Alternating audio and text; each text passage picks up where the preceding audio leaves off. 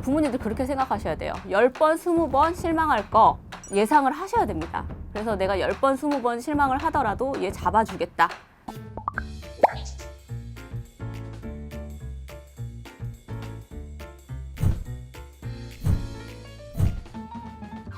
변호사님, 그 비행 청소년 많이 보시잖아요. 근데 네. 청소년 비행도 되게 종류가 많은데 뭐 애들 어떤 종류의 비행을 저지르나요?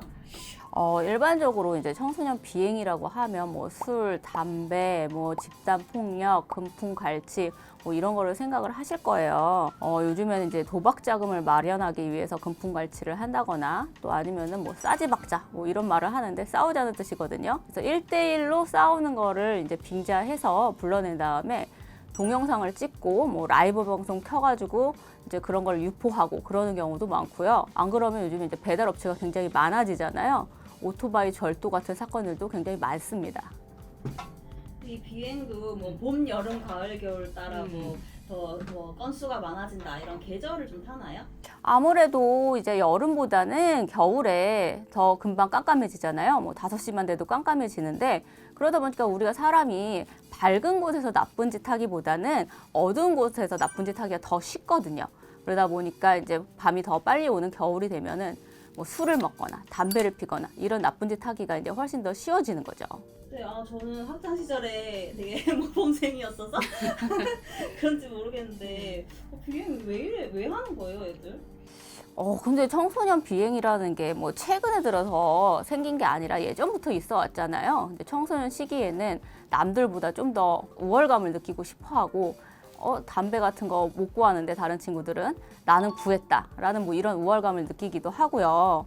그다음에 또 뭐 영화 같은 거 보면 담배 피고 이러면서 멋있어 보이기도 하잖아요. 청소년 시기에는. 그러다 보니까 내가 담배를 피면서 뭐 영화 주인공이 된 것 같은 느낌도 받고, 뭐 애들이 또 뭐 대단하다, 뭐 아니면 뭐 멋있다, 뭐 이런 식으로 좀 얘기해 주는 것 같기도 하고, 요즘에는 이제 또 어른들이, 나쁜 어른들이 있잖아요. 그래서 뭐 인터넷을 통해서 담배 심부름을 해주는 어른들도 있고, 이거를 통해서 대가성으로 뭐 여학생들한테 뭐 스타킹이나 뭐 이런 거를 요구하면서 담배 심부름 같은 거 해주는 나쁜 어른들도 있는 거죠. 여자애들도 이런 짓 많이 해요?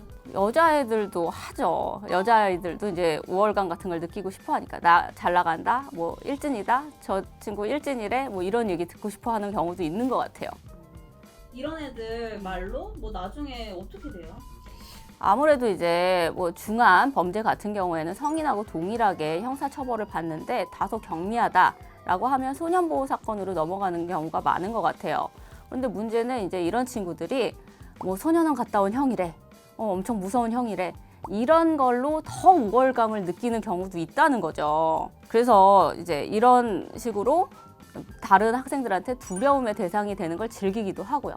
근데 비행 청소년들을 보면은 소년원을 왔다 갔다 하고 이러다 보니까 결국은 성인이 돼서도 범죄자로 가는 경우가 되게 많거든요. 그래서 부모님들께서는 우리 아이가 이제 비행을 저질렀다 했을 때 처음에 잘 잡아주셔야 됩니다.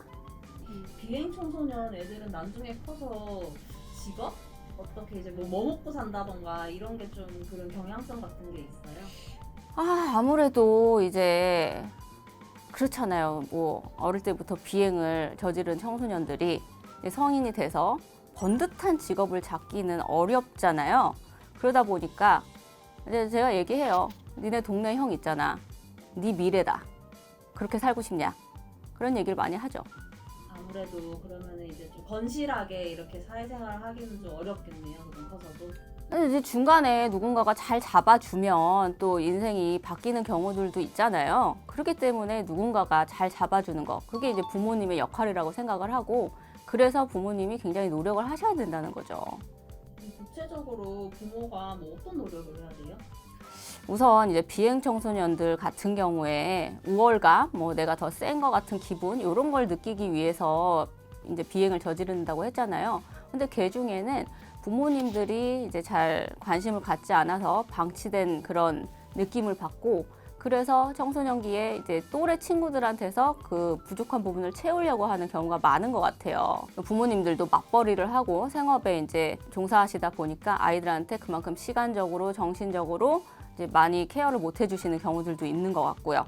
보통 이제 부모님들 그렇게 생각하세요. 우리 아이가 나쁜 친구를 사귀어서 저렇게 된 거다. 근데 이제 반대로 생각해 볼 필요도 있어요.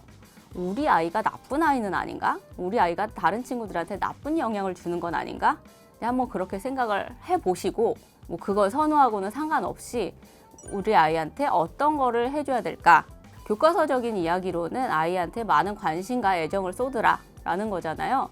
그런데 이제 부모님들 한두 번 시도를 해보시고 실망해서 나 진짜 너 이제 더 이상 못해 이렇게 하시는 분들이 있어요. 근데 이제 청소년들을 제대로 잡으려면, 제대로 바로 잡아주려면 부모님들 그렇게 생각하셔야 돼요. 10번, 20번 실망할 거 예상을 하셔야 됩니다. 그래서 내가 10번, 20번 실망을 하더라도 얘 잡아주겠다.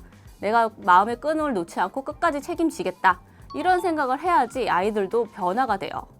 뭐 의뢰인으로 왔거나 아니면 어떻게 해서 알게 된 청소년인데 진짜 개가천선했다 얘는, 그런 경우 보신 적 있으세요? 근데 가끔씩 이제 그런 친구들이 있어요. 그런 경우에는 진짜 부모님들이 노력을 많이 하신 거거든요. 환경을 바꿔주기 위해서 뭐 이사도 가고 전학도 시키고 뭐 주변에 나쁜 친구들이 있으면 그 친구들도 다 이제 단절시키고 하면서 지속적으로 노력을 하면 아이가 바뀝니다. 그리고 부모님하고 얘기도 많이 하면서 정말로 이제 부모님이 나를 이 정도까지 생각하는구나. 나 정말 정신 차려야겠다.